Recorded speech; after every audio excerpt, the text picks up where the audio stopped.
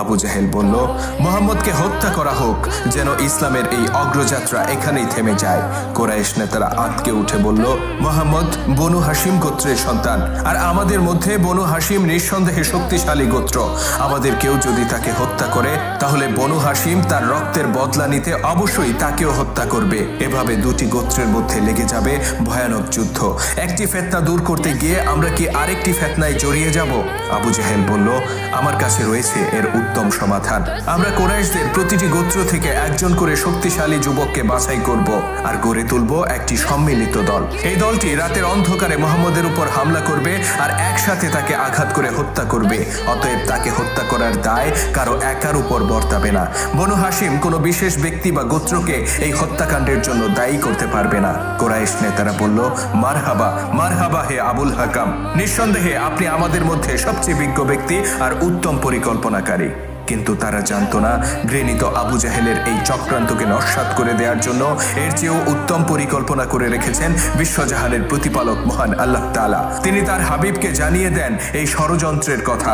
অতঃপর আল্লাহ পাকের নির্দেশে ওই রাতেই মদিনার পথে রওনা হওয়ার প্রস্তুতি নেন রাসূল পাক সাল্লাল্লাহু আলাইহি ওয়াসাল্লাম। খবর পাঠানো হয় প্রিয় সাহাবী আবু বকর রাদিয়াল্লাহু তাআলা আনহুর কাছে। সিদ্ধান্ত হয় রাত্রিকালে তারা দুজনে মিলে রওনা হবেন মদিনার পথে। এদিকে আবু জাহেল ও কুরাইশ নেতারা দ্রুত বিভিন্ন গোত্র থেকে একজন করে শক্তিশালী যুবককে বেছে নেয়। তাদের প্রত্যেকের নিকট ছিল ধারালো তলোয়ার। আবু জাহেল পরিষ্কারভাবে তার পরিকল্পনা তুলে ধরে ঘাতক দলটির কাছে। সে বলে, আমরা রাতের অন্ধকারে মুহাম্মদের ঘর ঘেরাও করব। সে যেন পালিয়ে যেতে না পারে সে ব্যাপারে সজাগ দৃষ্টি রাখব। অতঃপর যখন পূর্ব দিগন্তে আলোর রেখা ফুটে উঠবে, ঠিক তখনই তার গৃহে প্রবেশ করে আমরা একযোগে তার উপর আক্রমণ করব। তাকে হত্যা না করে আমরা ক্ষান্ত হব না, আর প্রত্যেকে একটি করে হলেও তাকে আঘাত করব। এতে তার মৃত্যুর দায় কারো একার উপর পড়বে না। কুরাইশ যুবকেরা তার এই পরিকল্পনাকে আনন্দের সাথে গ্রহণ করে। অতঃপর আবু জাহেলের নেতৃত্বে তারা এগিয়ে যায় রাসূল পাক সাল্লাল্লাহু আলাইহি সাল্লাম এর গৃহের উদ্দেশ্যে। এদিকে মক্কাবাসীর যত আমানত রাসূল পাক সাল্লাল্লাহু আলাইহি সাল্লাম এর কাছে গচ্ছিত ছিল, সেগুলো প্রিয় ভাই আলী ইবনে আবু তালিবকে বুঝিয়ে দেন। তিনি বলেন, প্রত্যেককে তাদের সম্পদ বুঝিয়ে দিয়ে তুমিও রওনা হবে মদিনার উদ্দেশ্যে।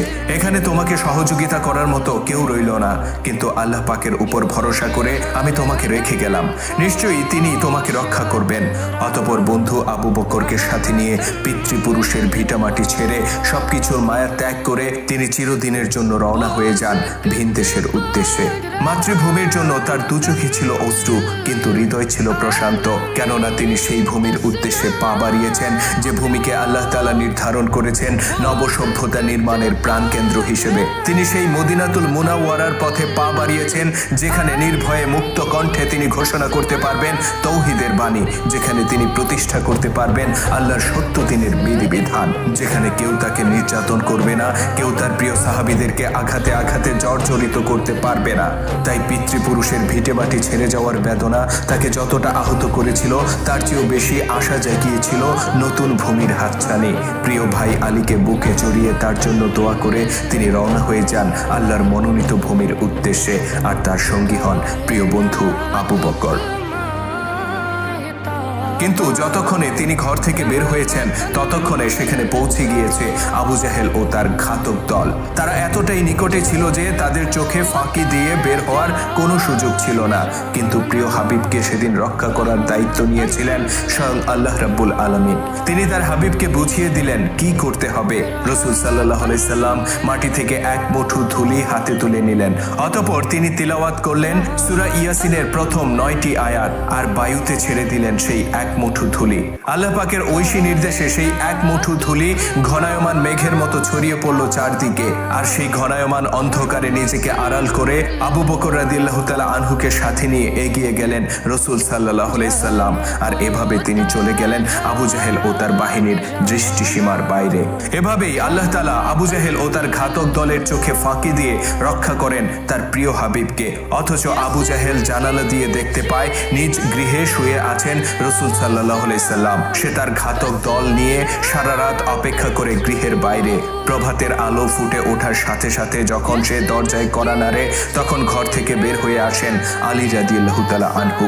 রাসূলের ঘরে আলী বিন আবু তালিবকে দেখতে পেয়ে ক্রোধে চিৎকার করে ওঠে আবু জাহেল, কিন্তু তখন তার কিছুই করার ছিল না। ততক্ষণে মদিনার পথে বহুদূর এগিয়ে গেছেন আল্লাহর প্রিয় হাবিব রাসূল আকরাম সাল্লাল্লাহু আলাইহি ওয়াসাল্লাম।